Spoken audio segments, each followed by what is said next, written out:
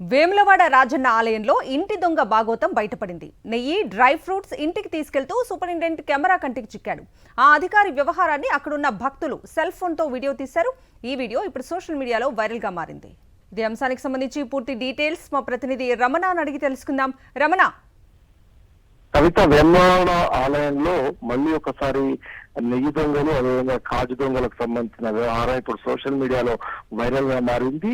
Superintendent గా పనిచేస్తున్న వ్యక్తి పేరును కూడా పేర్కొంటూ వెంకట ప్రసాద్ అలియాస్ రాజు పేర్కొంటూ సోషల్ మీడియాలో పోస్ట్ చేయడంతో ఇది పూర్తిగా ఇప్పుడు చర్చనీయాంశంగా మారింది. ముఖ్యంగా తన ఇంటికి ఆ నెయ్యి డబ్బాలతో పాటుగా కాజు డబ్బాలు తరలిస్తుండగా కొంతమంది గుర్తు తెలియని వ్యక్తులు మొబైల్లో చిత్రీకరించి దాన్ని సోషల్ మీడియాలో పెట్టారు. అయితే గతంలో కూడా యాదగిరి గుట్టలో ఇదే విధంగా ఈయన వ్యవహరించేవారని చెప్పేసి, అదేవిధంగా ఇప్పుడు ప్రస్తుతం ఉన్న ఈవో రమాదేవికి బంధువులు అని చెప్పి చెప్పుకుంటారని చెప్పేసి కూడా సోషల్ మీడియాలో పెట్టిన పోస్ట్ లో పేర్కొన్నారు. మొత్తంగా అంటే గతంలో కూడా ఇట్లాంటి లడ్డుకు భాగవతానికి సంబంధించి కావచ్చు, నెయ్యికి సంబంధించిన భాగవతాలు కావచ్చు బయటకు వచ్చే నేపథ్యంలో ఇది కంటిన్యూటీ అవుతున్నది, దీని మీద పర్యవేక్షణ లేదు అనే ఒక భావన ఉంది. ఈ క్రమంలోనే ఈ రోజు జరిగిన ఘటన మధ్యాహ్నం 1 గంట ప్రాంతంలో జరిగింది. దీన్ని వెంటనే సోషల్ మీడియాలో పెట్టేసరికి అధికారులకు అలర్ట్ అయ్యారు. దీనిపైన ఎట్లా రెస్పాండ్ అవుతారో చూడాల్సి ఉంది. కవిత.